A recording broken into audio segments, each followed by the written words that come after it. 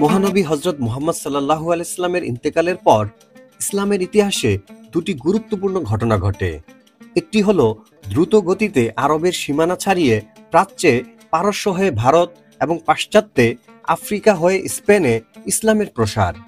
অন্যটি হলো মহানবীর উত্তরসূরি হিসেবে ইসলামী শাসন ব্যবস্থার নেতৃত্ব প্রদান নিয়ে শিয়া ও সুন্নি এই দুটি ধারায় মুসলমানদের বিভক্ত হয়ে পড়া।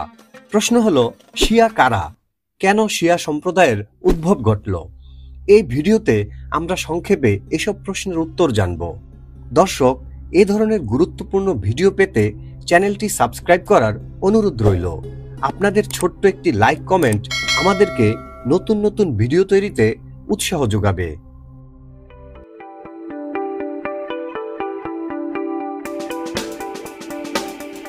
শিয়া কারা? শিয়া হলো শিয়াতু আলী এর সংক্ষিপ্ত রূপ। শিয়া শব্দটি আরবি, এর আবিধানিক অর্থ হলো অনুসারী, দল বা সমর্থক। আর পরিভাষায় শিয়াতু আলীর অর্থ আলীর অনুসারী, আলীর সমর্থক বা আলীর দল। দলটির উদ্ভব ঘটেছিল প্রথমত রাজনৈতিক কারণে। এর সঙ্গে ধর্মীয় তথা আধ্যাত্মিক বিষয় যুক্ত হয়ে মতভেদ প্রবলতর হয়।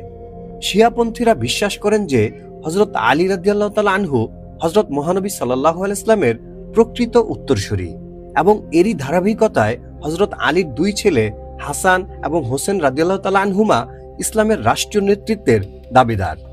কেন শিয়া সম্প্রদায়ের উদ্ভব ঘটল? শিয়া সম্প্রদায়ের উদ্ভবের মূল ভিত্তি গাদির খুমে বা খুমে নামক পুকুর পাড়ের মুহাম্মদ সাল্লাল্লাহু আলাইহি ওয়াসাল্লামের একটি হাদিস। গাদির খুমে ভাষণের এক পর্যায়ে নবীজি সাল্লাল্লাহু আলাইহি ওয়াসাল্লাম বলেন, মান কুনতু মাওলা ফাহাজা আলিয়ুন মাওলা, অর্থাৎ আমি যার মাওলা ছিলাম আলীও তার মাওলা।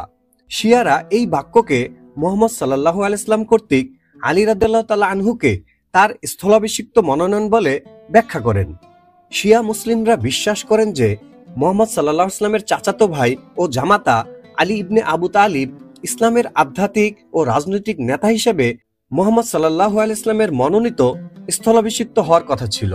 যদিও সুন্নি মুসলিমরা এ ব্যাপারে দ্বিমত পোষণ করেন। ধ্রুপদী আরবিতে মাওলা দুইটি অর্থ বহন করে, মিত্র অথবা নেতা।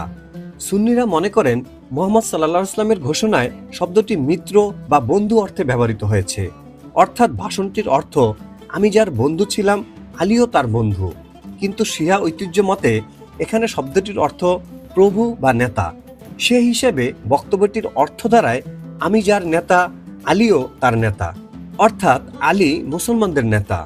শিয়ারা মনে করেন মুহাম্মদ সাল্লাল্লাহু আলাইহি ওয়াসাল্লাম এই বক্তব্যের মাধ্যমে ভবিষ্যতে মুসলিমদের নেতা বা তার মৃত্যুর পরে আলী রাদিয়াল্লাহু তাআলা আনহুকে খলিফা হিসেবে মনোনীত করেছেন। অপরদিকে সুন্নিপন্থীরা মনে করেন হযরত মুহাম্মদ সাল্লাল্লাহু আলাইহি ওয়াসাল্লাম তার বংশ পরম্পরার মাধ্যমে ইসলামের রাষ্ট্রীয় ও ধর্মীয় নেতৃত্ব প্রথা প্রবর্তন করেননি, বরং তিনি কাউকে তার উত্তরসূরি মনোনীত না করে তার নিকটতম সহযোগী বা সাহাবায়ে কেরাম সহ তখনকার মুসলমানদেরকেই নিজেদের নেতা নির্বাচনের পথ খুলে রেখে গেছেন।